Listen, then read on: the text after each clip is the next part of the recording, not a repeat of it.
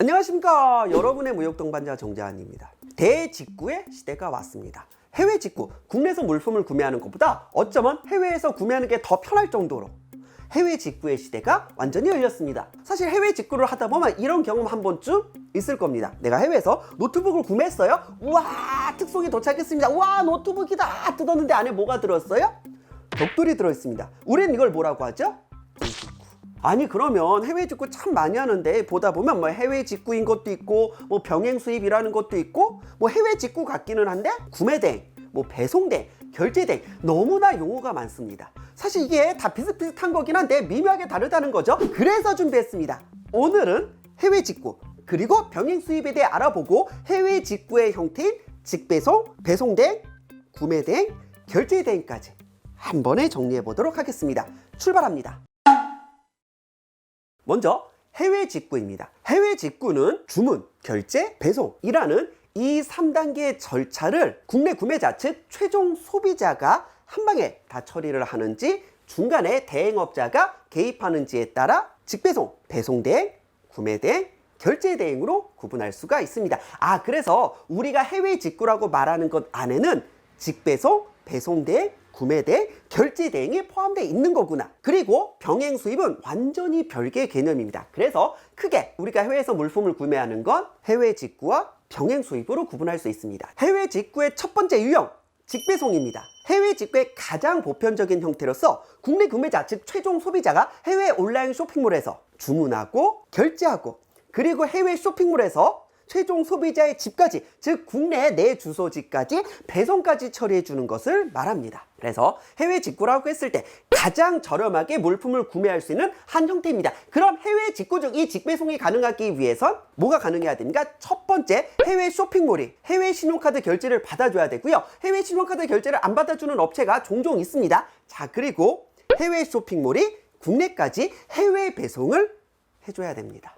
이것만 가능하다라고 하면은 해외 직구 중 직배송을 선택할 수가 있습니다. 해외 배송 유형의 두 번째, 배송대행입니다. 배송대행은 뭐지? 해외 온라인 쇼핑몰에서 주문을 하고 결제까지는 했습니다. 하지만 배송은 해외 쇼핑몰이 그거예요. 우리는 해외로 배송을 안 돼가지고 국내 배송만 되는데 어떡하죠? 라고 했을 때 여러분들 예전에 어떻게 했습니까? 내가 해외에서 주문하고 결제까지는 했는데 국내에 있는 우리 집까지 배송이 안 된다는 거야. 그럼 어떻게 해야 되는 거죠? 마침 그 해외에 친구나 친척이 있다라고 하면은 친구나 친척 집으로 배송을 한 다음에 친구나 친척한테 연락해서 뭐예요?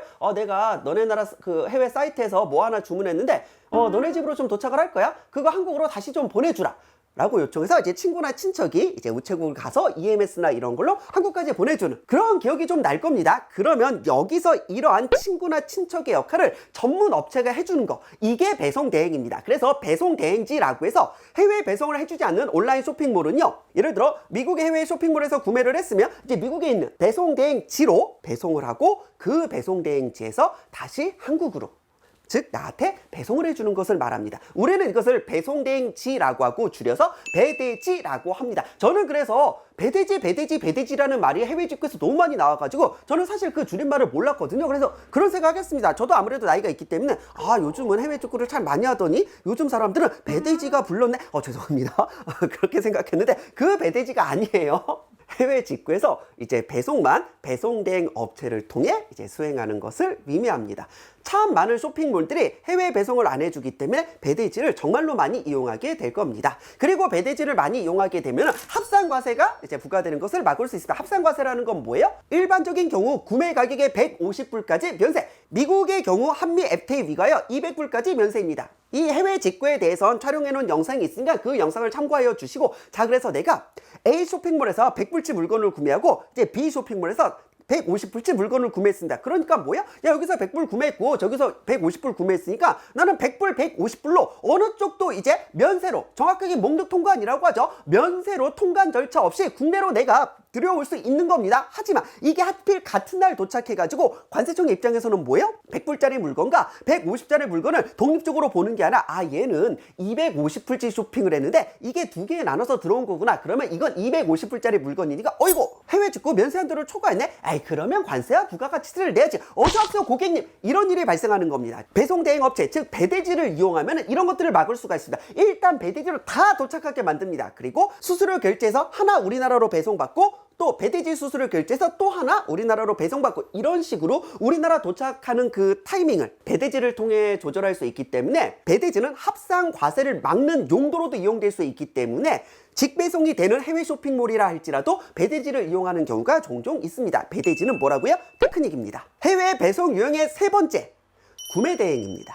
그럼 구매 대행은 뭘까요? 주문과 결제 그리고 배송까지 구매 대행 업체가 한 방에 처리해 주는 것을 말합니다. 그러니까 이게 뭐냐면 다 귀찮은 거야. 나 대신 주문을 해서 나 대신 결제를 해서 나 대신 배송까지 처리해 주는 거. 우리는 이것을 구매 대행이라고 합니다. 그래서 구매 대행 같은 경우는요, 조심하셔야 되는 게 요즘은 그렇지도 않지만 예전에 아주 일부 악덕 구매 대행 업체 같은 경우는요, 예를 들어 직배송이나 아니면 배송 대행으로 물건을 구매했을 때 그 가격이 10이라고 했을 때 구매 대행으로 구매했을 때 막 30, 40 그냥 어마어마하게 가격을 후려치는 거죠. 너무 많이 후려쳐가지고 깜짝 놀랄 정도로 이제 비싸게 이제 그렇게 수수료를 남겨먹는 아주 일부 업체도 있기 때문에 이제 그 정도는 좀 조심을 하셔야 될 것 같고, 또 하나 이제 예전에는 좀 그랬고 요즘도 아주 일부 이제 구매 대행 업체에서 그런 문제가 발생하는데, 예를 들어 이제 구매 대행 업체가 이제 통관까지 담당해주는 경우가 있습니다. 자, 그래서 통관까지 담당해주면서 이 물건 100만 원짜리니까 그 세금 20% 나올 거예요. 20만 원 세금 주세요라고 해서 최종 소비자한테 세금까지 이제 관세와 부가가치세까지 포함을 해가지고 이제 예를 들어 100만 원짜리 물건인데 120만 원을 받습니다. 그러면 이제 구매대행 업체가 관세를 통해 100만 원의 신고를 하고 20만 원 세금 납부를 해야 되는데, 예를 들어 50만 원의 신고를 하고 세금은 10만 원만 납부한 거예요. 국내 구매자는 이런 사실을 모르죠. 그리고 관세청이 나중에 발견하는 겁니다. 이 물건 왜 100만 원짜리인데 얘 왜 50만 원의 신고를 했고 세금 10만 원만 냈지? 그럼 이놈 10만 원을 탈세했구나라고 해서 누구한테 추징을 합니까? 국내 최종 소비자한테 추징을 해버리는 거. 그럼 최종 소비자는 너무 억울하죠. 아니야, 나는 이 물건 100만 원짜리라고 해서 구매대행 업체한테 내가 20만 원 세금 다 냈다라니까. 그래서 이제 최종 소비자들이 너무 억울한 일이 많이 발생해가지고 2020년에 관세법이 한번 개정되었습니다. 뭐라고요? 구매대행 업체가 이렇게 최종 소비자한테 정보를 봐서 대신 통관을 수행하고 대신 관세를 납부하는 경우, 거기서 문제가 발생했을 때는 구매대행 업체도 연대 납세 의무를 진다라고. 그리고 2022년 현재 이제 관세법 개정에 대해 이제 검토 중에 있습니다. 어떤 검토냐? 야, 그러지 말고 지금 구매대행 업체가 연대납세 의무자가 되기는 했지만, 야, 언제까지 연대납세 의무자는 구매대행 업체가 통관을 책임지고 구매대행 업체가 1차적인 납세 의무자가 되게 하고, 그 다음에 대형 쇼핑몰 같은 데 있지. 이 대형 쇼핑몰도 이런 상황 다 알고 있는 거 아니냐? 100만 원짜리 물건이다 50만 원에 신고되는 걸 과연 모를까? 이런 대형 쇼핑몰들을 연대납세 의무자로 규정하는 그런 관세법 개정안에 대해 연구에 들어갔기 때문에 아직은 어떻게 될지 모르지만 이 개정안도 진행 중에 있다 정도로 참고하시면 될 것 같습니다. 물론 모든 구매 대행 업체가 그렇다는 건 아니고 아주 일부 악덕한 구매 대행 업체가 그렇다라고 하는 거니 오해하지 않으시기 바랍니다. 자, 다음 해외 배송의 유형 네 번째, 결제 대행입니다. 사실 결제 대행은 요즘 많이 발생하지 않는데, 해외 쇼핑몰 중 일부 업체 같은 경우는요, 걔네 나라 국내 신용카드가 아니면은 결제가 안 되는 경우가 있습니다. 이런 경우에 내가 주문을 했어. 그리고 내가 직배송을 받던 배송 대행지를 통해 받던 내가 물건도 받을 수 있는데 내가 가진 신용카드를 결제가 안 되는 거야. 그러면 그 해외 쇼핑몰에 로컬 신용카드가 있어야 되거든요. 이때 결제 대행 업체를 많이 이용하게 됩니다. 이제 그래서 우리가 결제 대행 업체한테 돈을 주고 결제 대행 업체가 대신 결제만을 수행해 주는 것을 말합니다. 우리는 이것을 해외 직구의 네 번째 유형 결제 대행이라고 해서, 사실 해외 직구에서 그렇게 많이 발생하는 유형은 아닙니다. 요즘은 대부분의 온라인 쇼핑몰들이 이제 한국 소비자들의 물건을 많이 구매한다는 걸 알고 있기 때문에 해외 신용카드를 적극적으로 수용하는 편이지, 결제 대행은 그렇게 많이 발생하는 유형은 아닙니다. 자, 그래서 해외 직구의 4개의 유형에 대해 알아봤고, 그럼 이 해외 직구의 공통점은 뭡니까? 중간에 누가 개입을 하건, 즉 배송 대행이면 배대지가 개입을 하고, 구매 대행이면은 구매 대행 업체가 개입을 하고, 결제 대행이면 결제 대행 업체가 좀 개입을 하는 거죠. 누가 개입을 하건 중요한 건 뭔가? 해외 쇼핑몰 판매자와 국내 소비자 사이에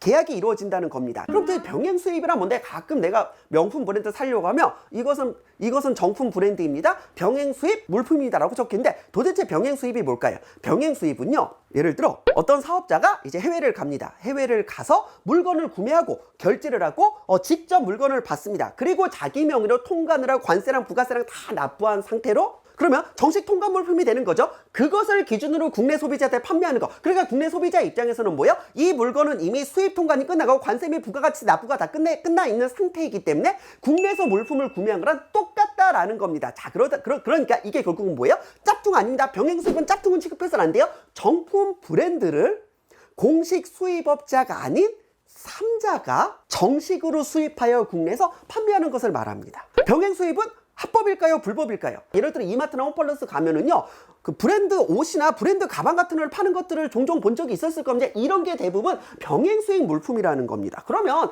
정식 수입업자는 굉장히 화가 나겠죠. 야, 병행 수입 니들은 뭔데? 니들은 왜 사서 여기서 판매를 한대? 내가 정식으로 라이센스 계약 체결해서 수입해서 판매하는 건데 니들 불법 아니냐라고 했을 때 우리나라는요, 병행 수입을 원칙적으로 합법으로 인정을 해주고 있습니다. 그 이유는 뭘까요? 만일 병행 수입을 인정해주지 않는다면요, 이제 국내 독점 수입자가 이 브랜드를 독점으로 수입한 다음에 한국에서 아주 비싼 가격이 막 10배, 20배 뻥튀기로 가격을 부풀려서 판매를 해도요, 할 말이 없는 겁니다. 가격 안정이 안 되는 거죠. 그래서 적절한 경쟁을 위해서 병행 수입은 원칙적으로 합법으로 인정해주고 있습니다. 참고로 병행 수입은 영어로 패러렐 임포트라고 이제 말하기도 하지만 정식 수입 시장을 화이트 마켓, 이제 백색 마켓이죠. 그리고 불법 밀수, 그런 마켓을 블랙 마켓이라고 하죠. 이거는 정식 마켓, 화이트 마켓도 아니고 불법 마켓, 블랙 마켓도 아니고 약간 중간에 있다라고 해서 이제 그레이 마켓이라고 하고, 그래서 병행 수입을 그레이 임포트라고 표현하기도 합니다. 이게 어떤 경우에 유용하냐면요, 분명히 해외에선 굉장히 싼데 우리나라에서 정식 수입되면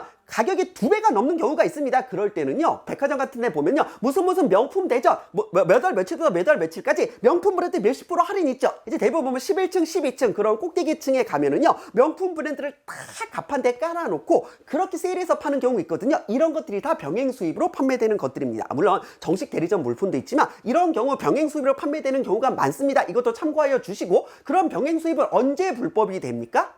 병행 수입 업체가 이제 해외 정식 브랜드를 달고 왔는데 짝퉁인 경우, 혹은 자기들은 공식 수입 대리점이 아닌데 공식 수입 대리점 업체인 척 하는 경우, 소비자한테 혼란을 주는 경우죠. 그리고 해외에서 수입된 걸 그대로 이제 국내에서 판매를 하면 상관이 없는데 해외에서 수입한 것을 이제 소분 작업이나 재포장 작업을 해서 거기에 브랜드를 다시 붙여서 파는 거, 이런 것들은 불법이 될 여지가 있습니다. 그래서 이 병행 수입이 어디까지 합법이고 어디까지가 불법인지는 굉장히 그 미묘한 영역이기 때문에 이제 전문 변호사나 변리사들이 이런 부분을 처리하고는 합니다. 블로그를 가보시면 이제 병행 수입이 합법인지 불법인지를 가르는 그런 기준, 관련 법령에 대해 제가 설명을 해놨기 때문에 그것을 참고하시면 될 것 같습니다. 이것이 병행 수입의 불법인지 합법인지는 이제 병행 수입에 있어서의 불공정 거래 유형 고시라는 그 고시에서 규정하고 있고, 또 하나 지식재산권 보호를 위한 수출입 통관 사무 처리에 관한 고시에서 또 규정하고 있습니다.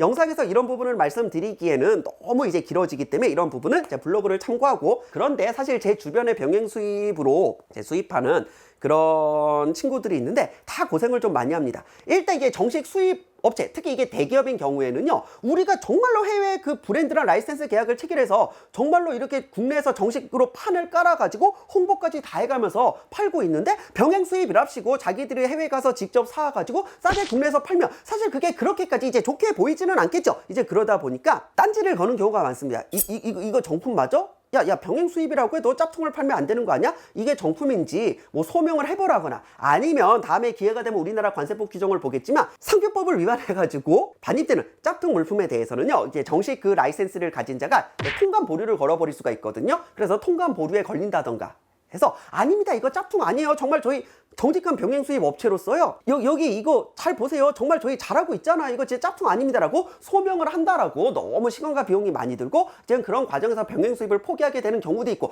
또 하나 가끔은 병행 수입보다 백화점에서 파는 정식 브랜드 대리점 물품이 더 싼 경우가 있습니다. 이게 왜 그러냐면, 예를 들어 내가 1000만 원짜리 이제 명품백을 이제 프랑스에서 사가지고 한국에서 판다라고 했을 때, 이제 병행 수입 업체는 이제 1000만 원에 구매를 했기 때문에 1000만 원을 기준으로 관세, 개별 소비세, 교육세, 그리고 부가가치세까지 다 납부해야 됩니다. 참고로 명품 가방 하나 수입될 때 관세가 얼마나 부과되는지는 또 하나 만들어준 영상이 있으니까 그것을 참고하시고요. 하지만 좀 극단적인 예시이긴 한데, 이것을 정식 수입 업체가 이제 수입을 한다라고 했을 때는요, 1000만 원에 수입을 해서 1000만 원의 관세를 다 납부하는 게 아니라 해외 브랜드와 정식으로 계약을 체결했기 때문에 원가에 수입할 수 있습니다. 예를 들어 정말 극단적인 예시이긴 하지만 100만 원에 수입해서 100만 원에 대해서만 세금을 낼 수가 있는 거예요. 사실 명품 가방은 반이 다 세금이잖아요. 그러다 보니까 병행 수입 업체는 1000만 원에 내가 구매를 해서 여기에 1000만 원에 대해 세금이 막 붙어버리니까 막 몇백만 원씩 붙는 거죠. 하지만 정식 수입 업체는 100만 원 원가에 수입을 해서 100만 원에 대해 세금만 몇십만 원을 내고 거기에 이제 유통마진 무슨 마진이 붙어도 결국 병행 수입보다 정식 수입 물품의 가격이 더 싸지는 경우가 있습니다.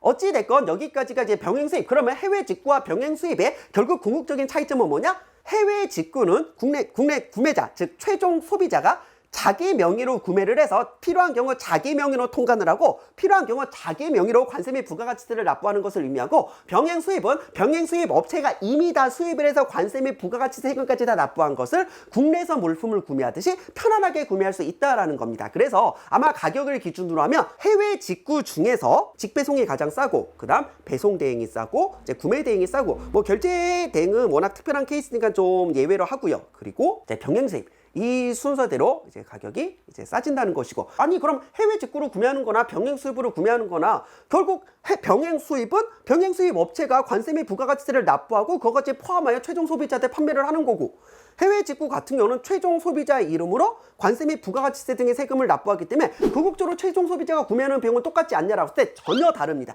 병행 수입이라고 하면 연세 한도 같은 게 없습니다. 정식으로 수입 통관을 해야 되기 때문에 하나가 들어오더라도 모든 요건 다 충족해서 관세 및 부가가치세를 다 내야 되는 반면, 사실은 세금보다 더 무서운 게 수입 요건입니다. 예를 들어 전파법에 위과하여 전파 인증을 받아야 된다, 뭐 식품위생법에 위과하여 식약처의 검사를 받아야 된다라고 했을 때 이 비용이 수십 수백만 원이 나올 수가 있거든요. 하지만 직구라고 하면 자가사용, 개인이 사용하는 목적이기 때문에 이런 전파 인증이 면제될 수가 있고, 식약처 이런 식품 검사가 면제될 수가 있지만 병행 수입으로 이런 것들을 수입한다라고 하면 전자기기 같은 경우 전파 인증 따박따박 다 받아야 되고, 식품 같은 경우 식품검사 따박따박 다 받아야 되고, 그래서 정말로 관련 비용이 많이 늘어나는 경우가 있습니다. 자, 이것까지 참고를 해주시면서, 자 그럼 오늘 내용이 어느 정도 정리됐을 거라 믿습니다. 결국은 해외 직구와 병행 수입이 무엇인지를 구분하는 것이 가장 중요했습니다. 저는 여기까지 하고 저는 다음에 더 좋은 영상으로 찾아뵙겠습니다. 안녕.